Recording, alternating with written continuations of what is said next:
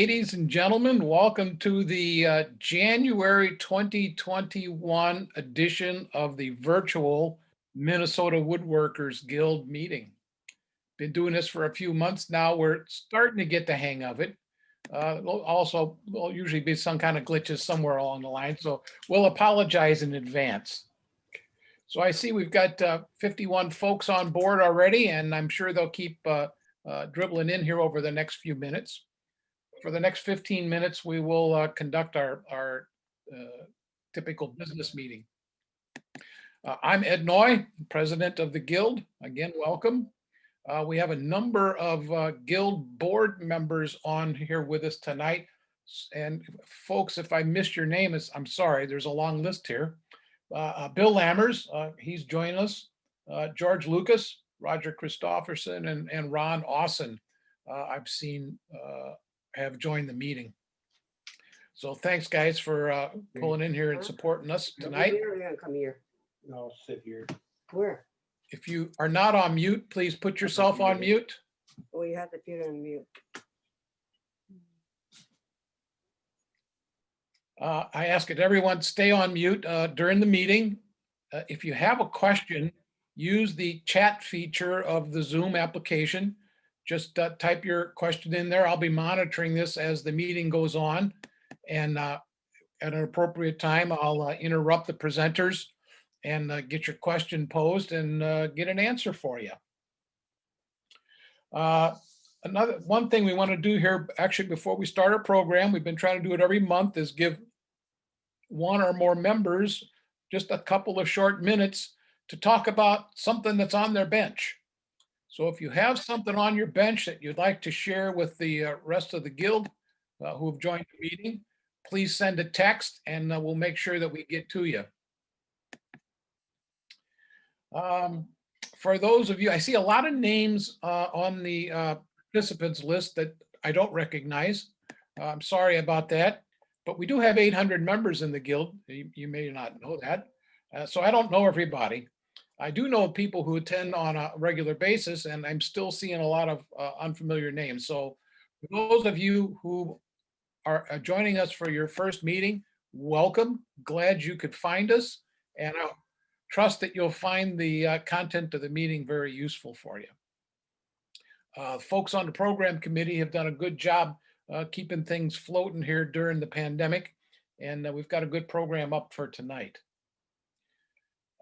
Do remember that we have good sponsors, folks like Rockler and Forest Products. Forest Products is our sponsor of the month. If you go to our website, you'll see they have a special deal going on for Guild members for this month on their shorts. If anyone has ever been there to Forest Products, you understand they have a lot of shorts. And we're talking about lumber that's probably less than 2 feet long, great for small projects.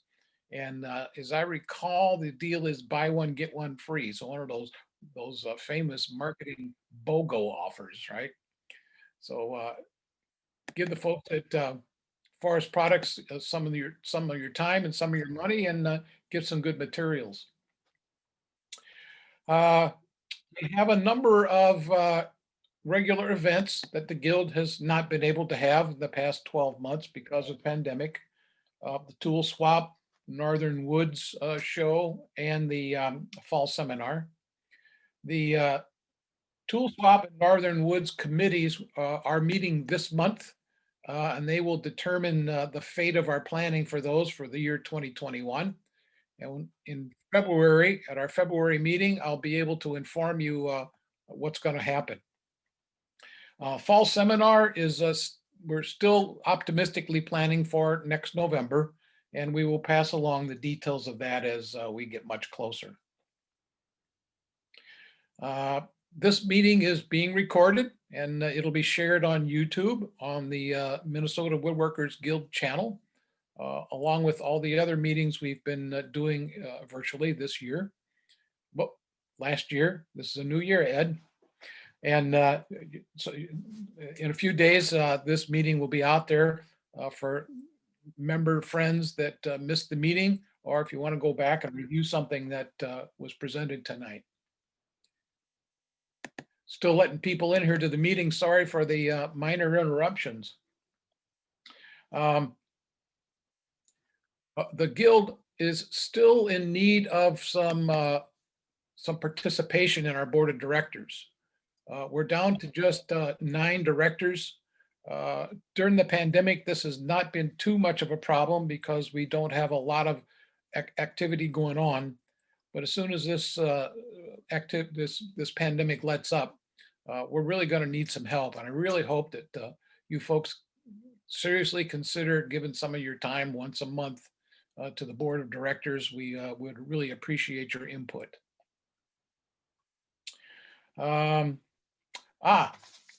Door prize. I think we're going to call this swag from now on. That one of our members had mentioned that we should change the name from door prizes. So last month we randomly selected 10 names from the list of participants, and the following folks received the gift card. I believe it was from Rockler.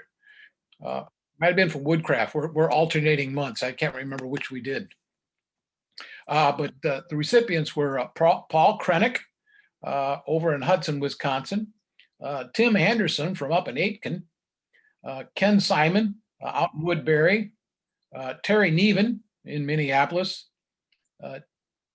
Jerry Nystuen in Minnetonka, Rich Gotts in Plymouth, Jason White out in Eden Prairie, Douglas Effinato coming in from Excelsior, Barry Crow.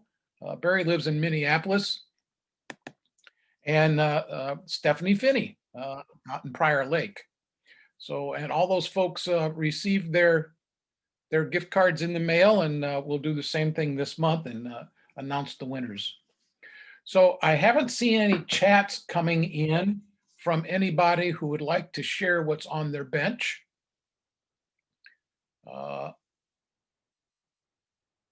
If anybody's got any last minute requests, by all means, let me know.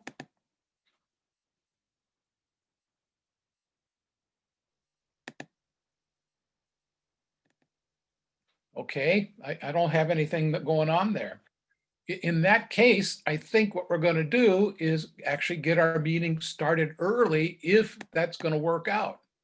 The newest member of our programs committee is Lonnie Bryan. I've known Lonnie for quite a few years. Lonnie was one of the dedicated members of the Northern Woods Committee. And he has now moved over to the program committee, and he accepted the responsibility to organize tonight's meeting. So Lonnie, go ahead, get yourself unmuted and introduce our program for tonight. Hey folks, my name is Lonnie Bryan, and tonight we're at TC Maker. It's in the Seward neighborhood on East 26th Street in Minneapolis. And with us tonight, this is going to be a shop tour. And it's a difficult thing to call it a shop tour because TC Maker has about a dozen different shops, okay? From metal to sewing to leather, you name it, you can do it here, okay? And so they're going to give us what we believe and they believe will be most interesting to woodworkers. I mean, there may be a few of us that sew, but probably not as many that like use a chisel on a piece of wood. So without anything else, I'm going to hand this over to John Alt.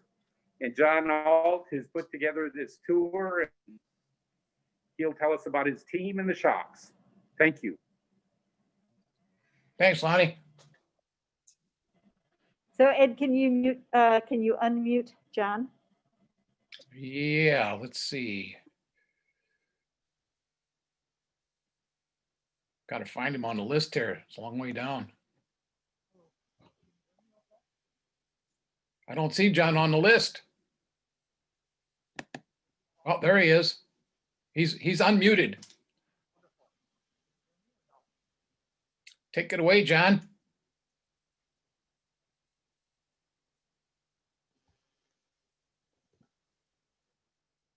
Yeah, you're. Can you hear us now?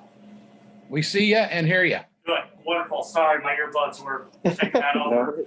My name is John Alt. I've been a member of Twin Cities Maker now for about 8 years or so. I'm currently the woodshop manager, but I've held a few other hats throughout the years in the organization. First person I want to introduce you to is Scott Hill, our president of Twin Cities Maker, and he'll kind of talk about the organization. Yeah. Okay, so Twin Cities Maker is a community workshop. It says in the introduction here in the Seward neighborhood. This shop, everything that you'll see in here today, this is run entirely by volunteers. We don't have a paid staff. Everybody who comes in here, all the people that we will be talking to today, they put their personal time, their personal energy into making this space where all of us can come and use a bunch of cool tools. And I think more importantly for me anyway, is to meet a bunch of cool people who know a lot of different things, about a lot of different ways of making cool stuff.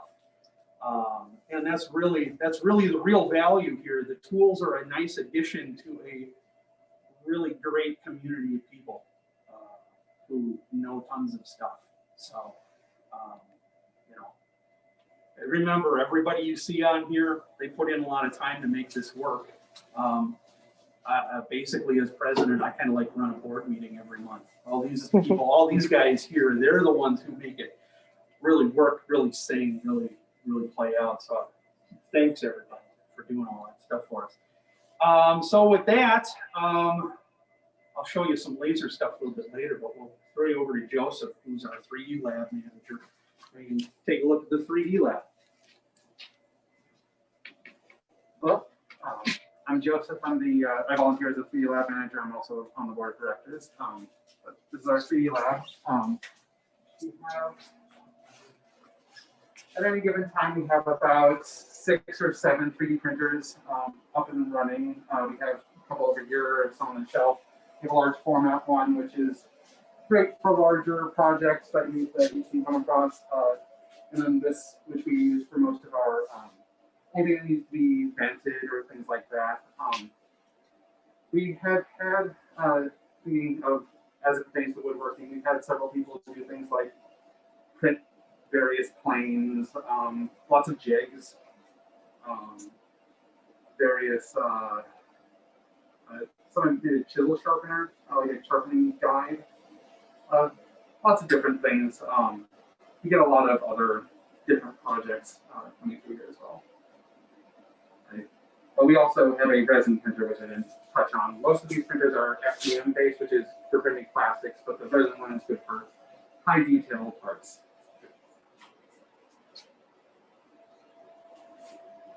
You good? Okay. And we'll bring you out again. I'll take the camera from Josh and we'll head over to the laser room.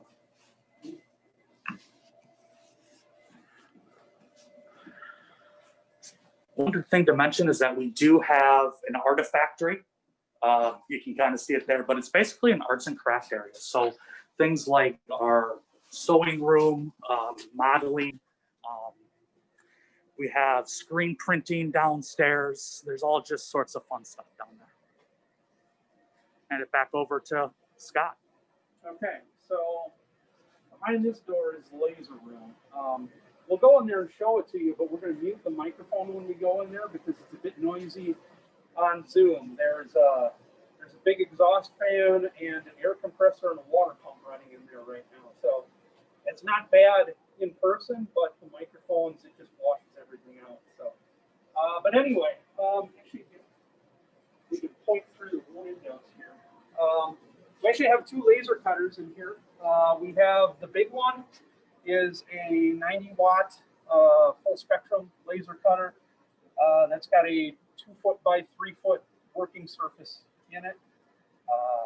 And then there's a smaller epilogue laser, which has got a bed. It is about 18 by 24 or thereabouts, if I remember right. I'm much more familiar with the large one than the small one, but we'll show you some stuff we're running on there. The laser cutter will cut a lot of materials. It'll cut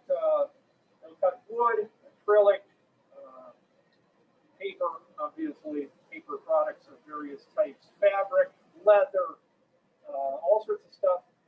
We're very often asked, it won't cut metal. It won't etch most metals either. It can etch painted metal and it can etch into anodized metal surfaces. But it can't cut any metals. It's the wrong type of laser to cut metal.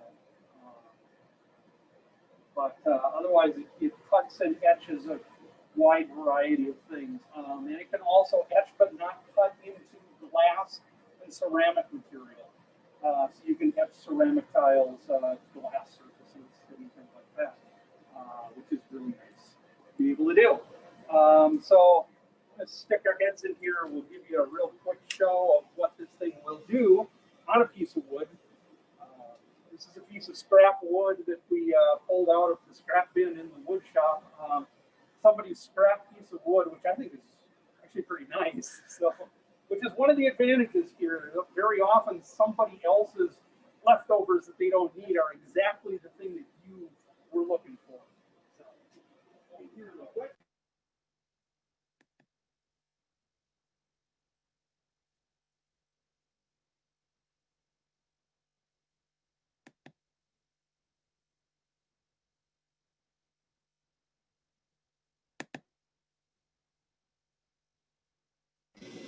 Can you give us a thumbs up or down if it's too loud right now?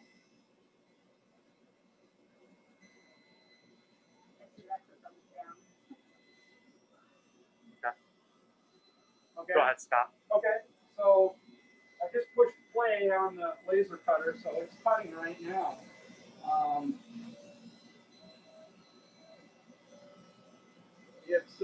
Well, it's etching right now, not cutting. This piece of wood is what? About a half an inch thick? Yeah. And a half an inch thick is probably too much to cut in the laser cutter, or at least cut it one pass. You could probably cut it in 2 or 3 passes. But it obviously will etch quite nicely. It can also, right now it's just etching, it's etching the lines. It won't fill in the mode that it's running in. It doesn't fill in. When this finishes, I can switch it over to its fill mode, and then it will etch into the areas that it's just outlined. As long as I don't move the material, it will etch right in the same place. So everything will be lined up as well. So it is, it's a really nice tool. Extremely easy to use and extremely versatile. I have done a lot of stuff on this machine. So, you know, like I said, I haven't done the etching to fill that in yet, but we've got a really nice thing. And you can see how long that took. That took just a few minutes to etch. It's very nice. So, I say it's an absolute favorite tool. So, there we go. Razor cutter.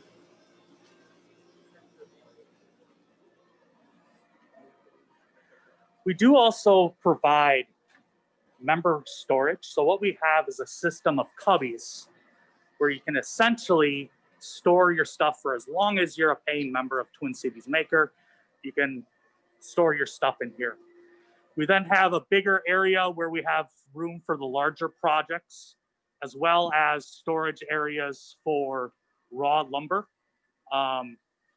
And we normally encourage people to try to get lumber and bigger projects that are stored in this space in and out of the shop within about a 30, 45 days. We do have a process where if you are needing some more extra time, you can essentially just request that from the storage manager.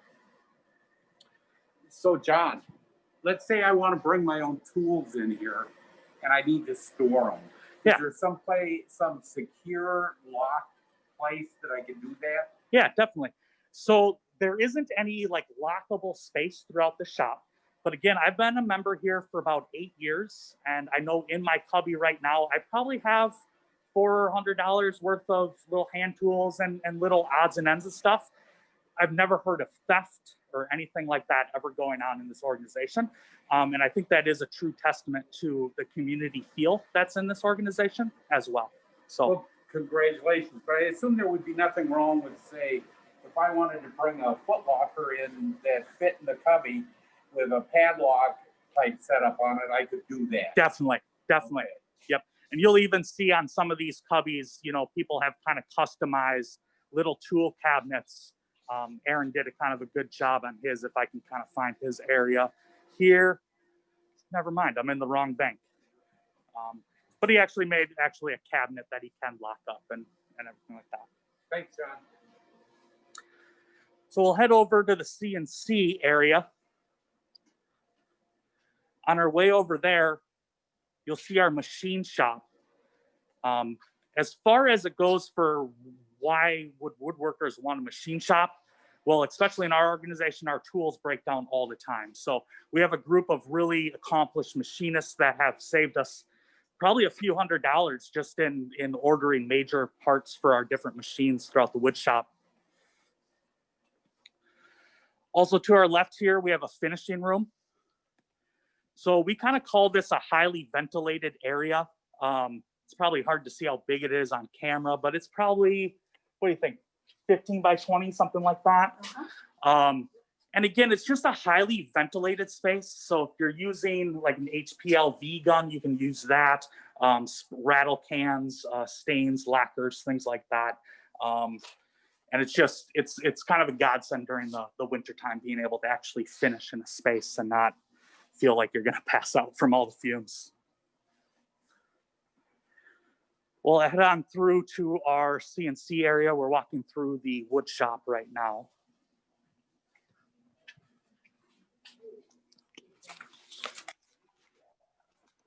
Hi, Stephen.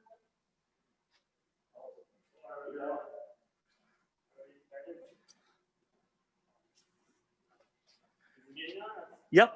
This is Stephen Chang, our CNC manager. Hey, yeah, I've been the CNC manager for maybe a year and a half now. We've got a X-Card CNC back in the corner. It's got about a 30-inch by 30-inch cut area. And that one's on loan. So we have a member here who had this sitting in his basement, wasn't getting much use, so he brought it in for the community to use. And then we have the 4x8, a larger format CNC over here. This is a relatively new purchase. We just got this in the last couple of months. So it's pretty new to us. A lot of people are excited to have it. So this one's on loan, but this one we actually purchased from our own funds. We did get a donation from Centroid, so they donated the controller to this machine. So it uses a Centroid Acorn controller. It's a pretty popular controller for stepper motor driven machines. So these CNC routers most commonly are used to cut sheet stock like plywood, but we've had some members who have either cut slabs or surface slabs. We've had some cut polycarbonate. You can also cut aluminum or ACM. Wood carving, a lot of different things to do with the CNC. We have a license for VCarve Pro. It's a license that you can actually take home and download on your own computer. So you don't have to come here to actually design your toolpaths. You can actually install it on your own computer and then bring it in here and run it on machines. We occasionally teach classes.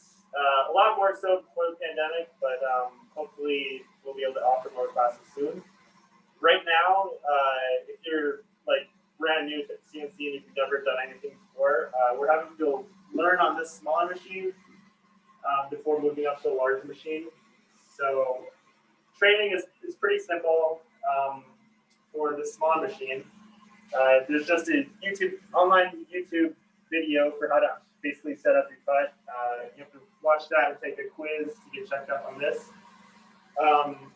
And so if you're more experienced with CNC, or you've got plenty of experience on the small machine, you want to move up to the 4x8, it's a pretty simple process. You just bring in a project that you want to cut out, and I'll help you set it up. Me or another tool champion will help you set up your cut. I'll walk you through how to set it up and how to run the machine, some of the quirks of the machine, and then after that, you'll be able to come in whenever you want and use the 4x8.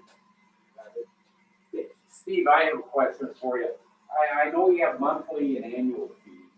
Do you have hourly fees? Say, all I want to do is I have a project, it's going to take, maybe a couple hours on the CNC, I download it, and I'm out of here in 12. Can that happen, or do you have to pay the monthly fee?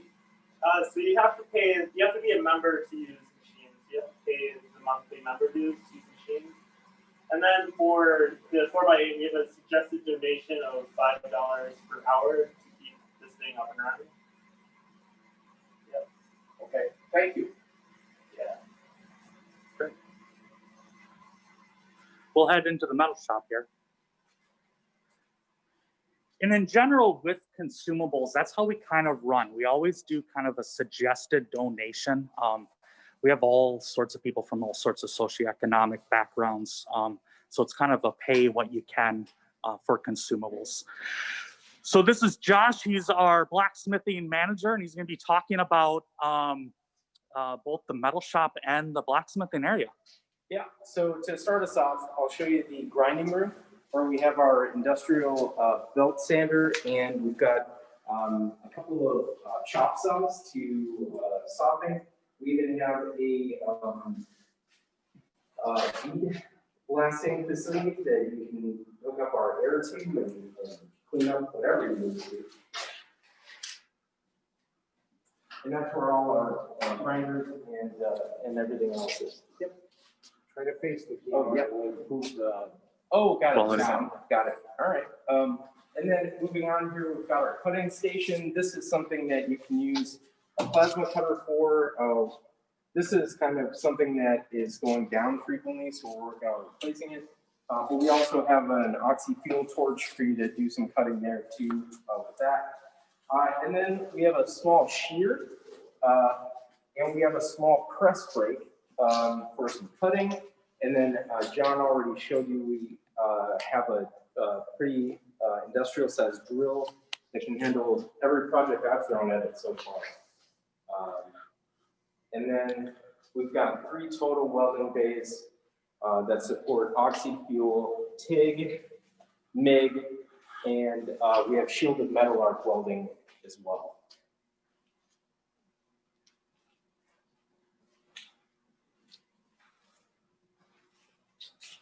And then we move forward, and this is where, the project that we were originally going to be talking through, I don't know how much you've covered so far, would be like if you wanted to build a slab table. This is where I would do it, and this is the blacksmith shop. So you can take, a $3 piece of rebar and bend this by heating it up in the forge or with a torch and using a jig like this to bend the piece of rebar that costs you like $5 into a table leg, and you weld some caps onto that, and you're good to go, and you're able to support whatever size table you got. So we've got 2 forges operational in here. We've got a swage block. We've got some grinding facilities over here for things like sharpening a knife you just worked on, or correcting a tool or a chisel. And you've got chisels, punches, a little bit of material storage over here. This is really for stuff that's being worked on for projects. And then we've got a big supply of hammers, tongs, and then this is where our gas is lined up and stored.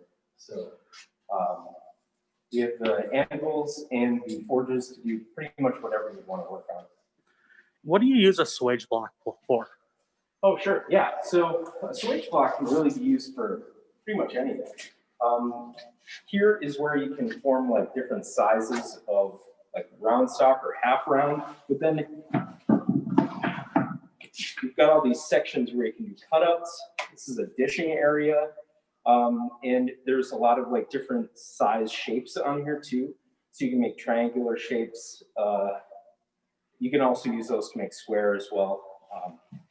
Yeah, there's a lot of versatility in just that one piece. So Josh, what sort of projects that you worked on here? So, Collaborated with others. Yeah, I do Viking Reenactment, and so I'm building the majority of my camp kit from here, and that includes I'm making an Osberg pan from that find, and then I'm going to be making like 90% of the gear that I'll be wearing right here in this little shop. Cool, thank you. Yeah, yep. That was not the answer I expected. That's never the answer anyone expects, right? Oh yeah, I can talk all day. What about making like knives and Yeah. axes? That's permitted and. Yep, yeah, and we even have, so we've got load to punch in. This is something where there's also a consumable cost. So we run the forges at $3 per burner per hour. And that's something you just pay into when you have a pool of money, you know, for that consumable. And then if you're gonna quench something, the biggest thing is we don't wanna have a huge fireball going off in here like Fortune and Fire. So we really want you to like work with someone who's already done that, either myself or, you know, one of the other, you know, veterans in this area. But yeah, we've had tons of knives made right here. And one of our members actually was making a sword that was really, really nice looking. And I was like, I don't make anything that nice. So like, I don't know how you did that here, but congrats. So yeah, anything's capable in this little corner of the shop. Anything. Good questions. Thanks. Yeah, and I'm a little bit, I kind of describe myself as a collector of hobbies. So my most recent thing that I've been trying to learn is the blacksmithing stuff. And one really kind of cool thing about this organization is that if you want to learn something, it takes a stool and time. All you do is you grab a stool, you plant it in the area, and you just ask people questions. And the spirit of the organization really is the, you know, our motto is make, share, learn. And everybody's kind of on board with that. You know, they're always open to answer questions. They're always willing to take a little extra time. In the wood shop, the only time somebody isn't willing to do that is in the middle of the glue up, and that's obvious because nobody wants to do anything but focus on the glue up, right? So we're now in the wood shop. We have 2 table saws. We have a community kind of scrap bin, which has saved my bacon quite often when making jigs and all that stuff. It's kind of nice to have a community shop like that. In this room, we have 3 separate lathes. We have a little pen lathe, little jet pen lathe, and then we have 2 bigger lathes, including the grizzly lathe, which is our biggest lathe. We also have a full Wolverine sharpening system along with all the sorts of gouges and tooling that you want to use for turning. In the wood shop proper, we do have some sheet storage area. Again, that's a good, you know, try in and out type of 30 days type of operation.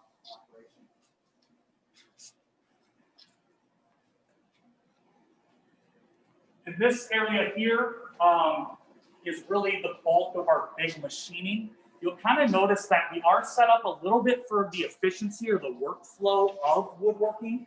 However, our noisy tools are on one side of the shop and all our tables and workspace are on the other side of the shop.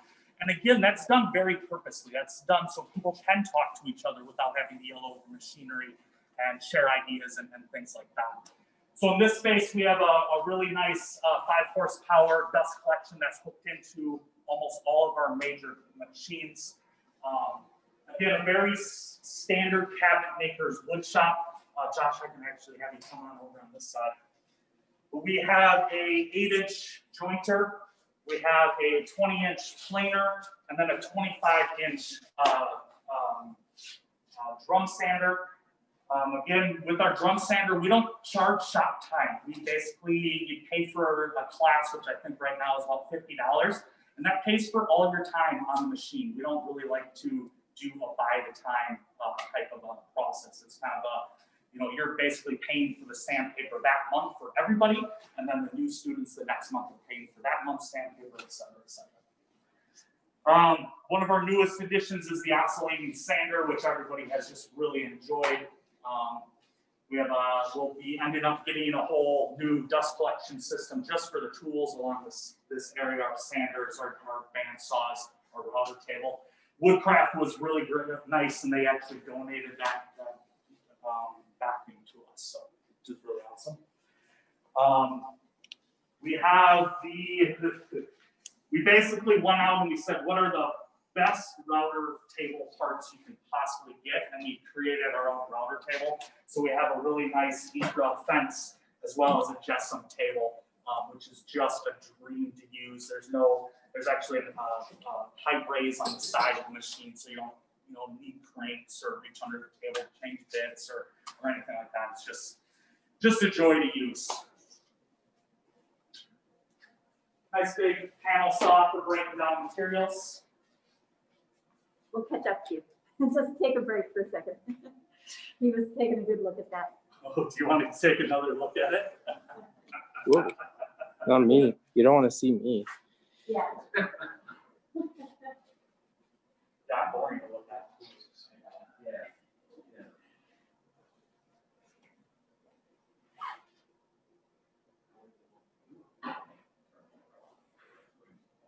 Yeah, got questions.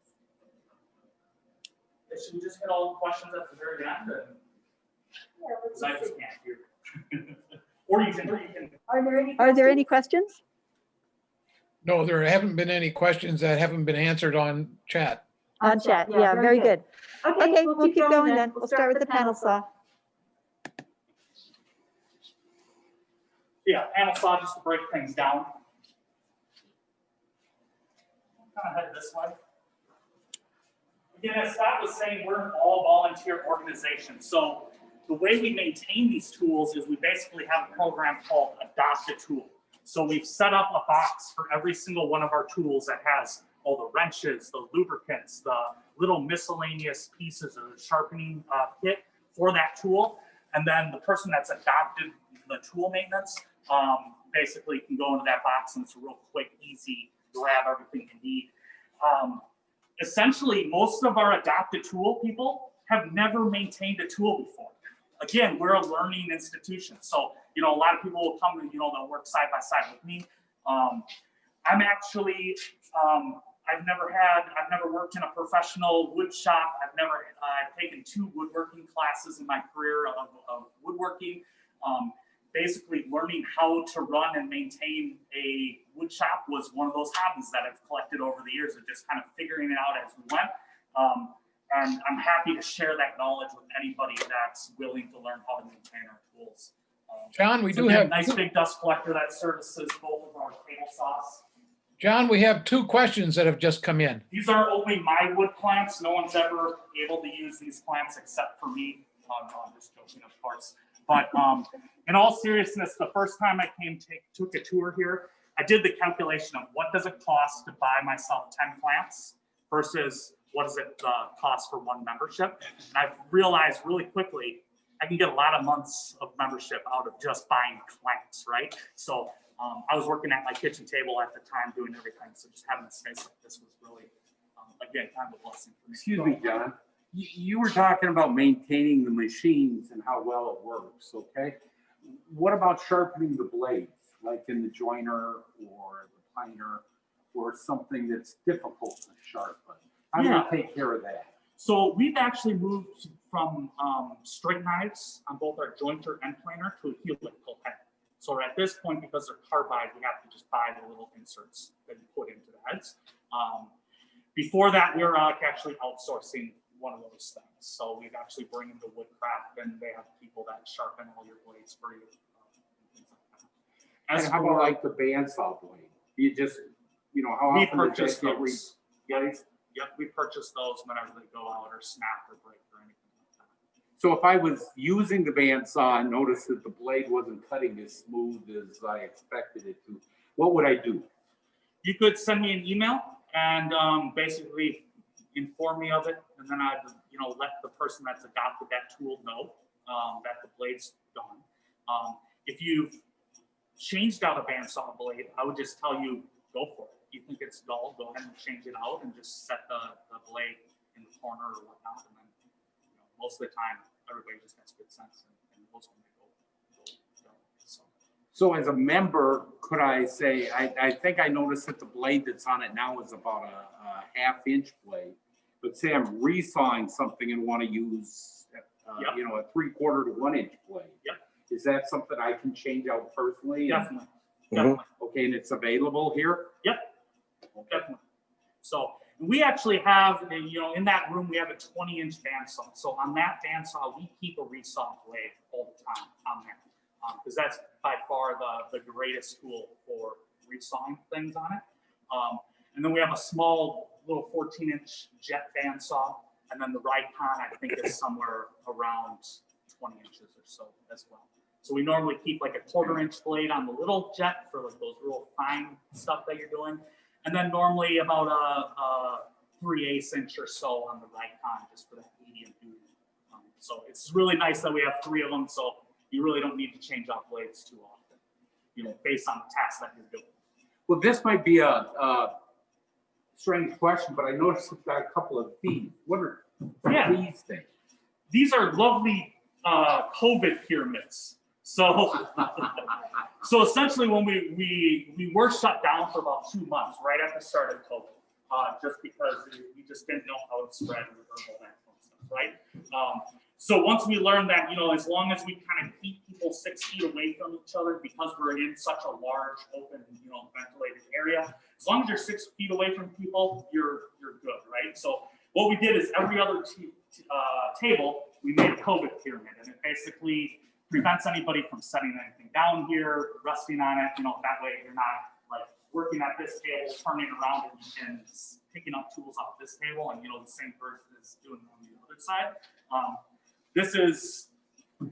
This prevents anybody from setting anything on it. So, which again, being a community shop, you'll see little solutions like this. It's kind of one of those like, I didn't need to train anybody not to put a tool on this table.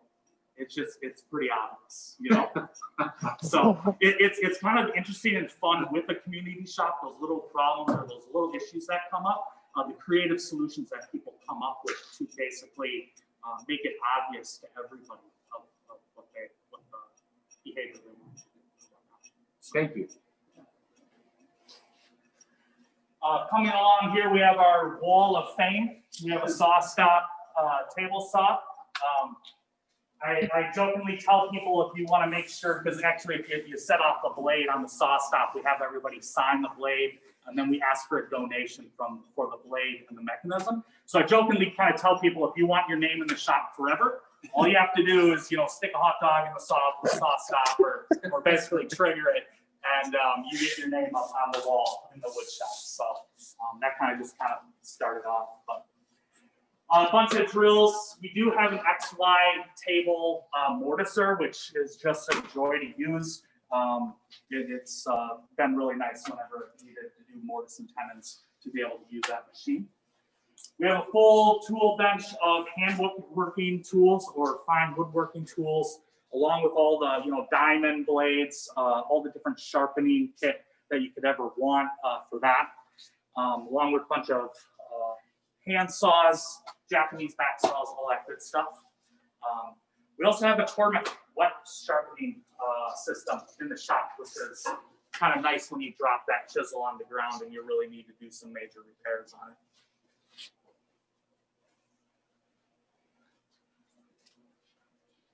We have our main hand tool pegboard. We use kind of a shadow board to kind of keep us a little bit organized and so people know where all the tools are.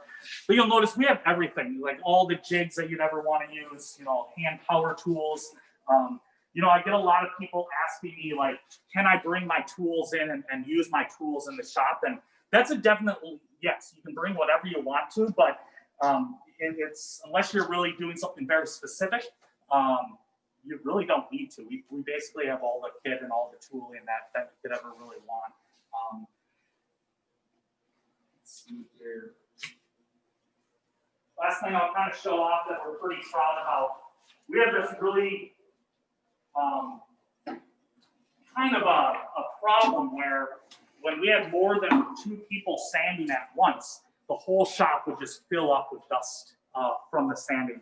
So we went over to Woodcraft and basically told them the idea, hey, we want to make these sanding carts and things like that. And they really helped out. They ended up donating 2 Festool sanders to us, along with a lot of the other, dust separator kits and things like that, so that we can make these standing parts possible. It's really improved just the overall environment in the shop.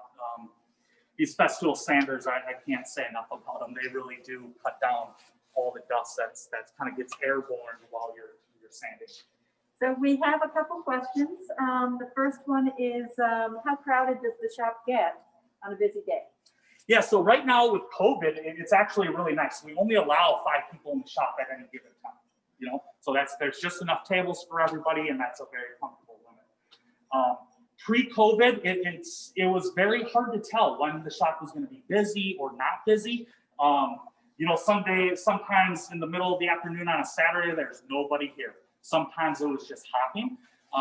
I'll tell you, there's only been one instance where there's so many people here that I didn't want to be here in the 8 years that I've been a member.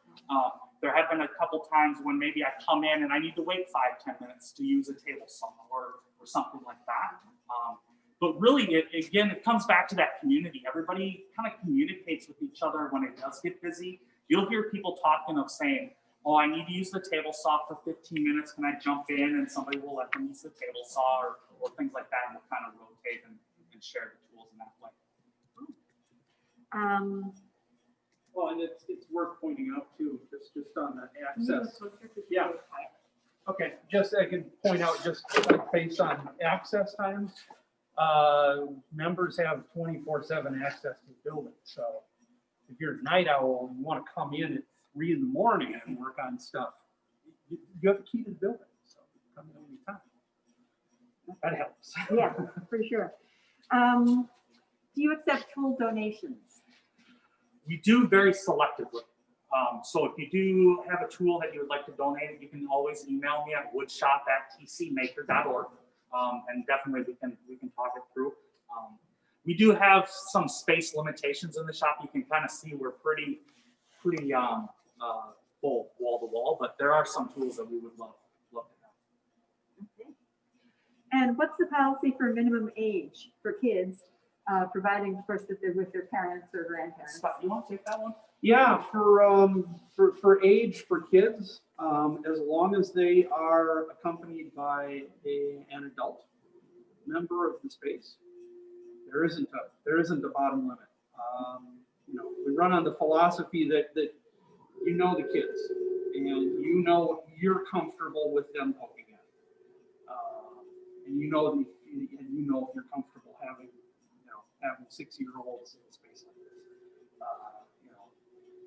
I've met some 6-year-olds that are more responsible in here than some of the 30-year-olds.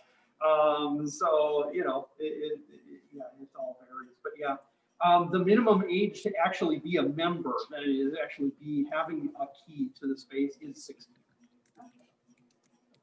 Okay. And what about bringing our own things? Like, can we bring our own bits to use in the router and the CNC?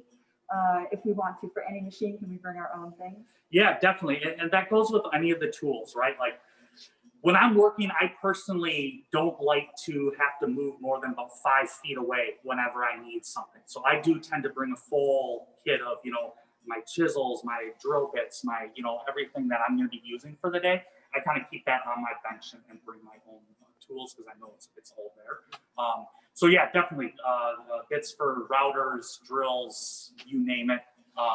Table saws, we allow anybody to change a table saw blade that they want and put any type of table saw blade on that. What is there a liability waiver or something like that in the membership? What's that about? Very standard liability waiver.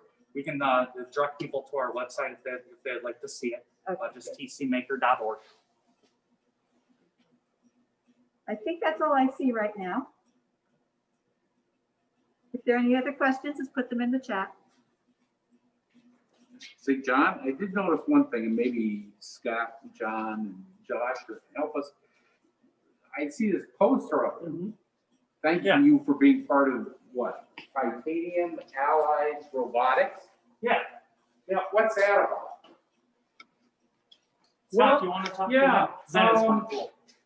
We have for the last, for the last 6 or 7 years here, we have sponsored a number of high school robotics teams in the various first robotics competition divisions. Some of the teams that we've sponsored have been in situations where they're either a non-traditional school situation. Some of them were homeschooled kids. One group was 4-H kids as well. So they either didn't have a public school that would give them the space and the tools and such that they needed to have, or I believe this one was a public school group. I might be wrong on this. We've had a few of them. There was at least one public school group, but the public school that they were at, they didn't have a budget for doing FIRST Robotics. So they came to us looking for some space and some access to tools. And what we've been doing for the last 7 years or so is giving robotics teams, giving all the members of the robotics teams a free membership to the space.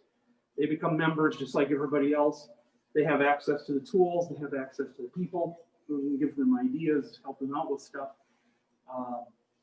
And that has been a great partnership. These kids are fantastic people.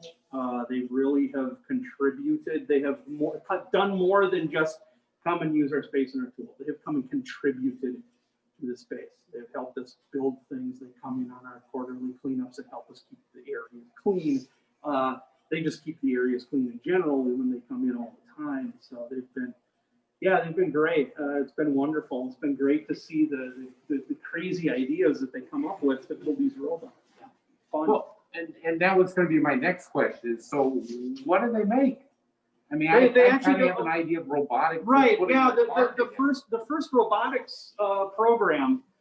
It's a series of robotics groups that starts out in elementary school with Lego robots, first Lego League, and then there's 2 more divisions as you go up through high school. There's 2 more divisions of robotics competitions. It is a worldwide event. Robotics teams that at the beginning of the school year, the first organization comes out with what this year's challenge is. So it'll be, okay, so we have an area that is a certain size. Let's make one up here. There's a certain number of colored balls in the field. You have to build a robot that can go and pick up the colored balls and put them in the properly colored buckets. And then there might also be, and then if you can pick up a ball and put it in the bucket way up there, that's a bonus score. You can get the one way up high. So these, and then there's rules that you have to use. They usually have a set of electronics that has to serve as the brains, but it's just the electronics. You don't have any of the motors. You need a chassis. How are you going to pick up all the balls? That's one of the things. How are you going to make it figure out what color the balls are? That's another thing to figure out. Yeah, so it's a big engineering and programming science challenge that runs, and And you know what I thought it was cool is not only are the kids expected to come out with this robot that actually does things, but they come out with this binder, like no joke, it's this thing. And it's documentation on all the components of their robots. What have they learned? What were their failures and how do they correct it on them? So they're not only judged on can your robot do X, Y, Z, but they're judged on their documentation of their learning process and their systems and also their pitches, because obviously these things cost some money. There's a few $1,000s usually sunk into the robot. So they're also judged on the pitches that they make to sponsors that they're trying to get the sponsorships from. That's part of the competition too, is documenting all of that stuff. So yeah, it's a really great program. I really wish it had been a thing when I was in high school, but robots when I was in high school were not a thing. That was just past dinosaurs. So, but yeah, it is. It's really great. It's a lot of fun seeing the creative solutions to the problems. I've looked at some of them and I've just gone, I'd be lost. I would have no idea how to do this. These kids come up with brilliant things to do it. So, Well, thanks for giving that back to the community. It's we cool. love it. Yes. I mean, I have 2 granddaughters and I think, maybe this is a place I could get them interested in that stuff. This, Yeah, and it's interesting because it's not only members using the space, we open it up to any other group that's a nonprofit or a not-for-profit. So we have things like lock sports groups, basically locksmiths coming in and picking locks. They come in here. We've had the Girl Scouts come in and do a woodworking project to get their badges in here. Cub Scouts groups come in. What are some other groups that we've had? We have a bad movie night where people just come and watch old bad movies. You know, we use the space for all sorts of these different things. That again, it's that getting people together, talking about what they love to talk about, and to meet new people. yeah, So, yeah, it's a big social club that also has a bunch of tools. yeah. A couple more things to talk about. One is, can you talk about your location and the costs and some of those Yeah, definitely. kinds of things? So we're in the Seward neighborhood of Minneapolis. It's cost of membership is $55 a month for a standard household membership. So you get 2 people on the membership. Only one other person, I believe, can vote in our elections and board procedure. We also have discounted amounts for seniors and students and for people who just can't make the $55 a month payment. We have scholarship programs for them. We also have membership levels, you know, based on 6 months or 12 months. If you go to one of those, you get a month or 2 off for free. And we do have month to month as well. So we do really encourage people. Like I personally feel that being a member here for only 1 month, you're not actually getting your $55 a month out. You know, there's I kind of tell people in my woodshop orientations, like, there's nothing fancy about our tools. They'll do everything you need them to do and they'll get the job done.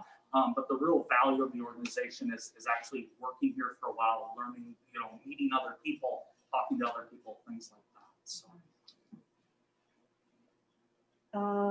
Let's see, are there classes here? Can you take a woodworking class? Definitely, and you don't need to be a member to take a woodworking class. So we post all of our classes on our website, tcmaker.org. And we run them all through Eventbrite. But in February here, our upcoming classes, Vince Cook is coming in to do a Kumiko class, both an intro and an advanced class. And Kumiko is basically that lattice work you find around soji screens, Japanese soji screens and things like that. So it's a really cool art form. There's no glue involved whatsoever to get all these very intricate patterns. He's also doing a hand-cut dovetailing class on the following Sunday. But yeah, it's varied with COVID. Obviously, a lot of our classes have slowed down, but historically we've done a lot of, like, you know, how to do bandsaw boxes or those kind of those introductory classes, you know, proper ways to use table saws, you know, and things like that. We really focus on the tool and the maintenance of tools, as well as project-based, like the Kumiko or the dovetail classes as well. Fantastic. And that goes for the whole shop. We list them all on that tcmaker.org website. Yep, the website's the place to go. And then here. And then, And let's see, there's a person who works in leather. And can you show us that area, the sewing machines and things like that? yeah, we can run. We got 15 minutes here. Is there anything upstairs here that anybody else wants? Because we'll have to run down to the basement. Got it. What do you think? Without people that misbehave in the shop. Yeah. Honestly, because it's a great question, right? Can you repeat the question? I'm not sure it was heard. Yeah, so you just talked about, you know, what about people who quote unquote misbehave or abuse tools or things like that, generally don't follow the rules, right? Again, in my 8 years here, 2 people maybe that we've ever had an issue. In 10 years, because I've been with this group since the very beginning of it, in 10 years, I think we've had to do some sort of a disciplinary action on maybe 5 people total. It is, I mean, it's incredibly rare. It's one of the fascinating things about this. I've said before that you know, the model that we have, which is basically if you're going to give us money, we'll give you a key and you can come in here and, you know, 24/7. That should be a recipe for broken tools, stolen tools, and blood all over everything. It doesn't happen. No. It's this fantastic place. and it keeps being even more fantastic. We've added more and more people. It's just gotten better and better. Yeah, really. And it's interesting because we don't have any full-time staff, right? We're all volunteers. So I have a day job during the day. I can't be here 24/7. And what I find is that there's always, you know, one or two people that are working in the shop that kind of act as the shop manager when I'm not here, right? So if somebody is on the table saw and they're doing something risky, they'll go and stop them. I haven't really seen anybody very hesitant about, you know, basically self-police. I hate that term, but self-policing the rules or the things that we need to do to stay safe and clean the shop. So it's like Scott said, I don't know why, but it's awesome that it is as nice as it is. Right. Yeah, why don't we go downstairs? Because I think there's no other specific questions about this level. Great. So let's check on the leather area. Okay.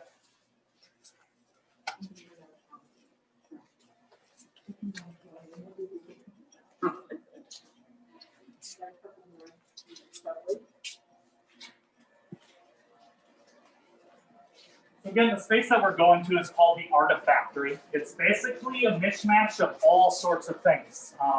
Basically, anything that doesn't live upstairs basically lives downstairs is what I'm trying to say.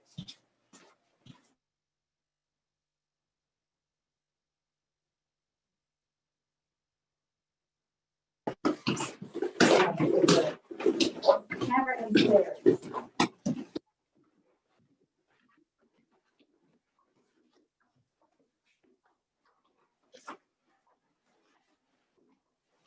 And again, kind of a mishmash of all sorts of things. We have different tooling for leather working. We have some spares, just like the wood shop, have scrap leather that people have used. Cool thing specifically about leather is when people do leather working and use the laser at the same time. So if you want to take a look at this piece of leather back here.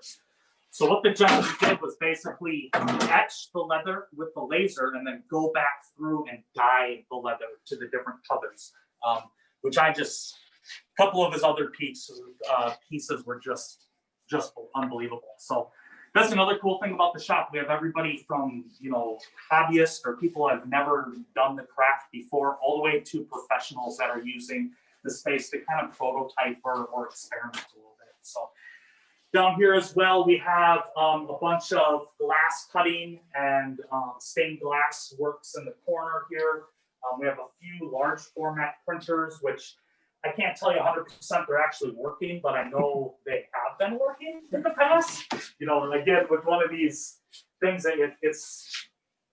the organization is always in flux because it's basically someone who has interest will take over a tool and work on it and fix it and teach other people about it. As soon as they leave the organization, if there's not enough people to carry it on, it kind of goes to the wayside until the next person comes in and wants to pick it up. So our CNC department over the years has been like that until, you know, Stephen really took charge in the last year and just spent an enormous amount of time getting that community back up and running and strong again.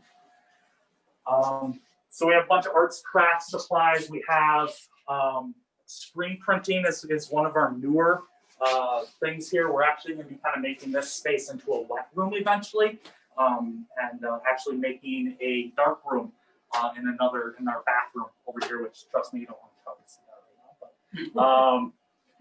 But so all sorts of kit here.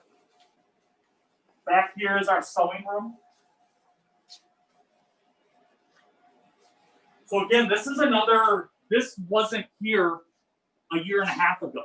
So what we had is we had 3 dressmakers come into the shop, and this area was just filled with derelict tools, just storage of junk that basically came down here to die. They saw the place and was like, well, we would love a big, you know, table to do dressmaking. and do sewing and quilting. They went to the board, asked for some funds. We purchased them a couple different machines. Josh, behind you is our industrial sewer. So if you're doing leather, that's the machine that's really used. So the green one. Oh, Yep. I didn't even know that we had this one. Yep. Yeah, that's new actually. Things just show up around here. It's amazing. It's amazing. Yeah, I was down here 2 weeks ago. That wasn't That wasn't here. here. Scott, I know that we have a full server. Do we allow people to play with our servers, and do we have a sandbox anymore? That's an ongoing discussion. Okay. So we would like to, but we have to figure out Access and all that fun stuff. figure out how to manage it. We also have a cricket cutter. I'm sorry. No. Silhouette. I'm sorry. What does that mean? It's a It's a vinyl cutter. It's a vinyl cutter and a general craft cutter because it'll cut. I mean, it can cut. It can cut vinyl, paper, fabric, that kind of stuff. It's got a cutting area that is its maximum cutting area is 12 inches wide by 10 feet. So you can cut. So is it like you'd have a file that Yep, drove the cutter? Mhm. There's some software, which is the basic software is free, which you can download and just plug it in. But it really is. I mean, this is one that we don't teach anybody because it's really easy It's to very use. And intuitive. it's like you just go to just follow the markings on here, and it'll teach you how to do it. You It's know, really like those nice. home sweet home signs you see people making and Yeah. things like that. Like to make a stencil, like that's how Mhm. I've used it, you know. Oh, I have, yeah, for Laser stencils, cutter. I've used or it like you for- want to make a bunch of stickers for an organization you're a member of. Yeah, Like I've Joseph made, uses I've made for various costuming purposes because it's what I do around here. Made stickers and iron-on vinyl to iron on to shirts and jackets for symbols and stuff like that. So, and the Star Trek control panel, made all the masks for that and cut it all on. Not on that machine because I have one of my own at home. Which is a slightly earlier model than that one, but yeah, it's basically the same machine. It's neat. You know, the only area we didn't hit is our electronics area. Do we have time to go upstairs yeah, I think we do. and point at that? Yeah, let's do that. Or do we have any other questions? No other questions, and I'm losing power, so allow me maybe connect now. Hey, John, we do have some questions that have come in. Can anyone hear me? I guess they can.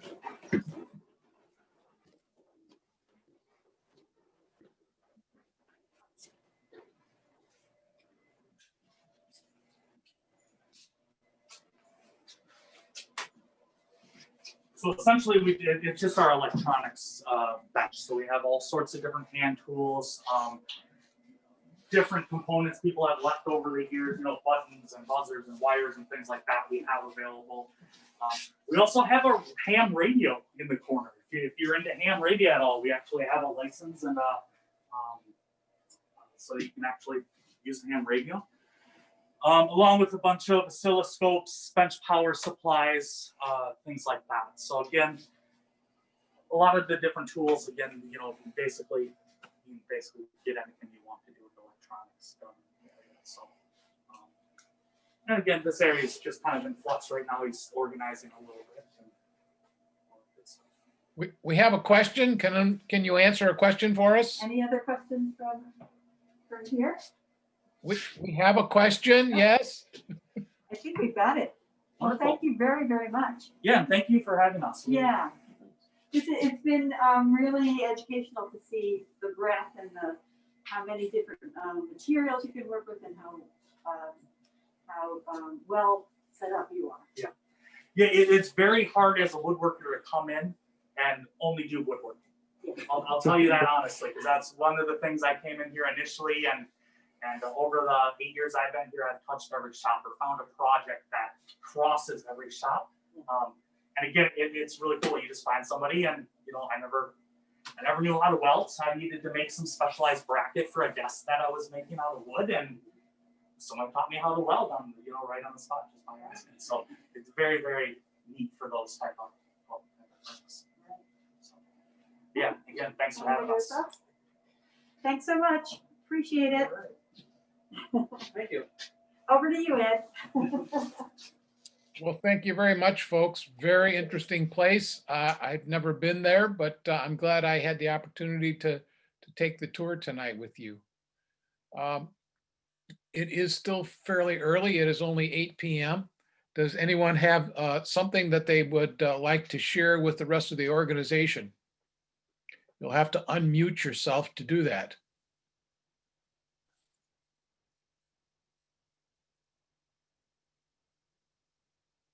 I don't hear anyone.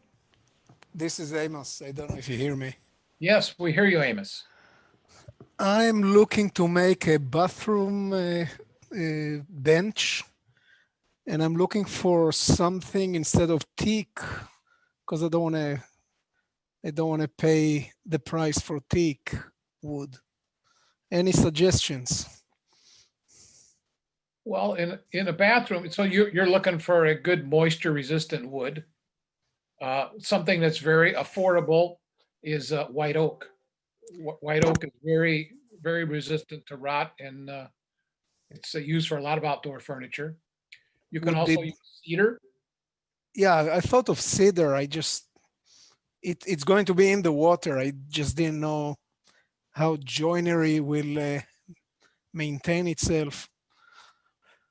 Well, you do have to design for a high humidity application. As far as the joinery, as long as it's designed to move, that all aspects of the joint move together with the moisture and it can maintain its tightness. Just use one of the really great waterproof glues, and that joint shouldn't fail. So you said it's a cedar or white oak. Okay. Yeah. Thank you. Mahogany's good too. What you ought to do is call the good folks at Forest Products. They've got a great selection of lumbers.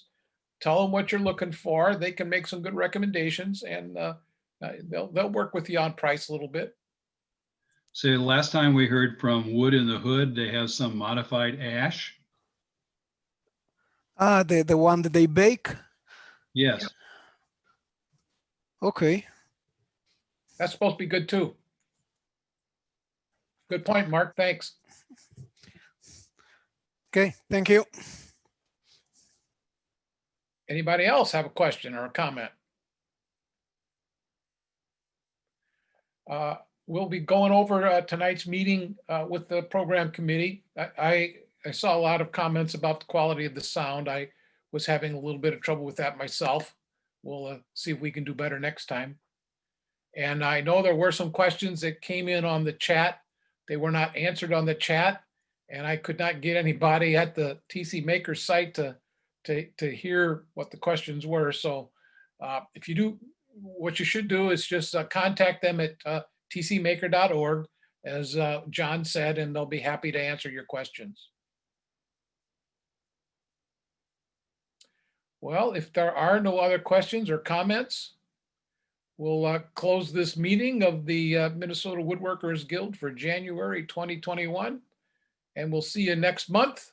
Next month, we'll be talking about finishing. Mr. Kevin Southwick will be with us. At least that's the current plan. We'll see if that holds. So thank you for joining us tonight. Stay safe.